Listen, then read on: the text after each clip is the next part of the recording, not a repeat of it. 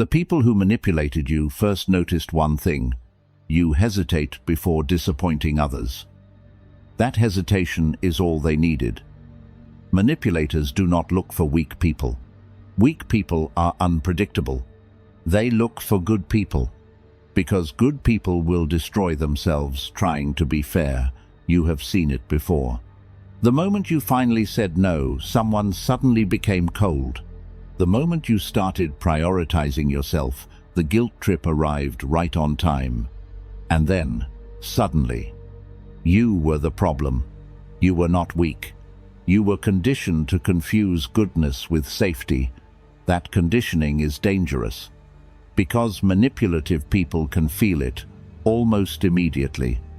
They notice who apologizes too fast, who over-explains, who gets uncomfortable when someone is upset with them. And once they see that hesitation, they start building pressure around it. Kindness without boundaries is not a virtue. It is an open door. And the wrong people always know exactly how to walk through it. By the end of this video, you are going to understand why some people only seem to love you when you are easy to use. Manipulation rarely starts with control. It starts with comfort. Someone makes you feel important, needed, different from everyone else.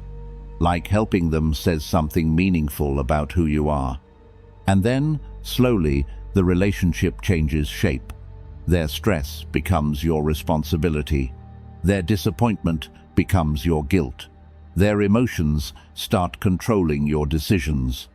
The dangerous part is, most manipulators do not look dangerous. Sometimes it is the person who suddenly acts wounded the second you create distance.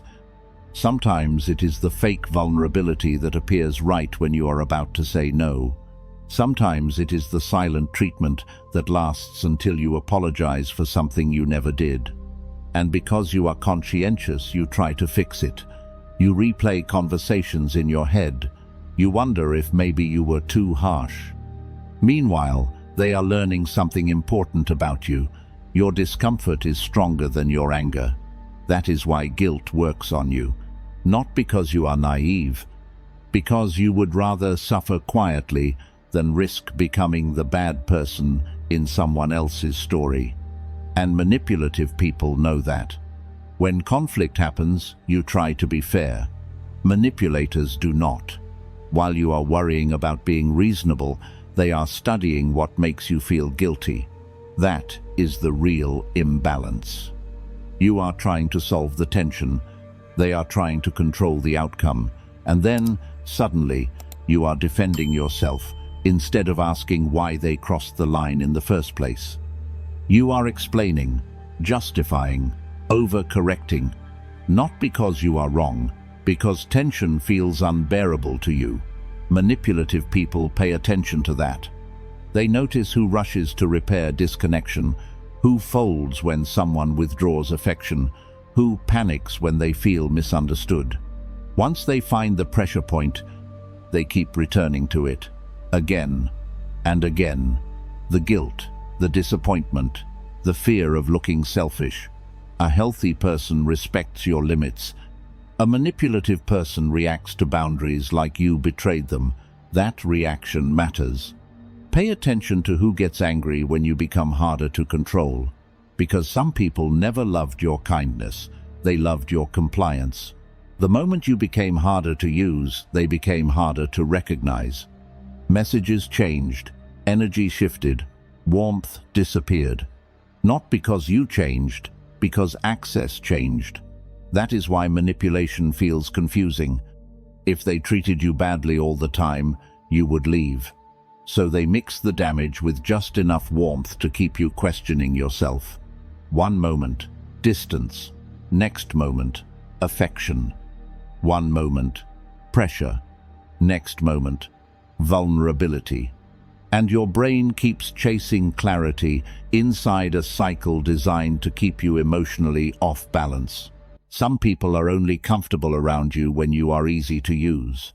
The moment you set boundaries, they call you selfish.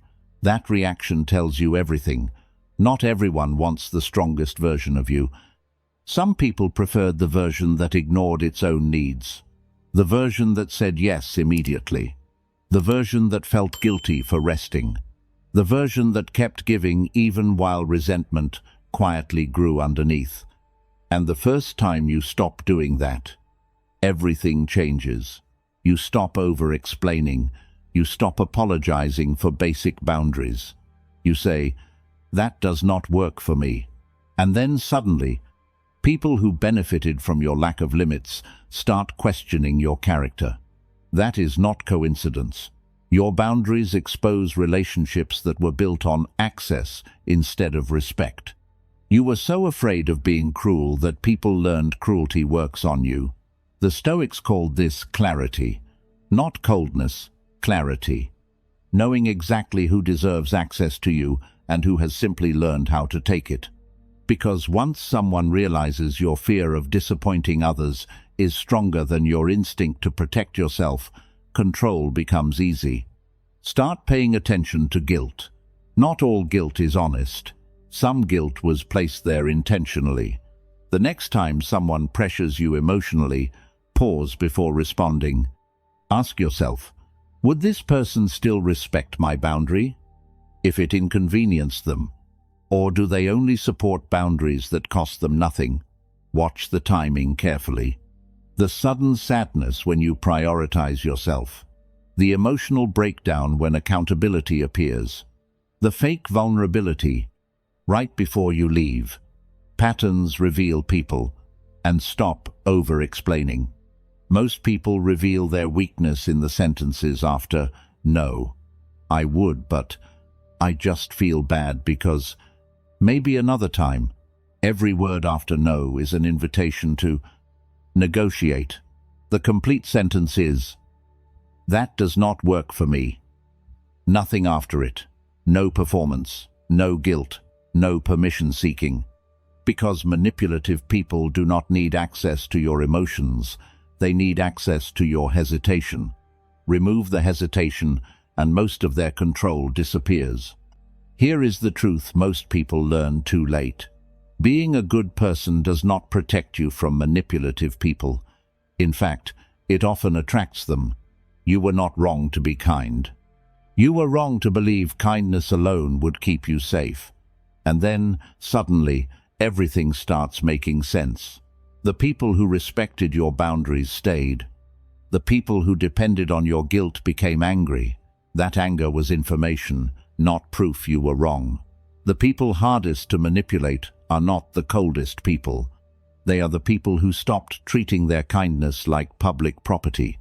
The people who learned that empathy without limits eventually becomes self-abandonment. The moment your kindness becomes a choice instead of a compulsion, you stop being easy to control. Think about one person in your life who became uncomfortable the moment you stopped overgiving. Not who hurt you most, who benefited most from your guilt. That answer explains more than their words ever will. Subscribe to Psychex, because understanding manipulation does not make you cold. It makes you difficult to control.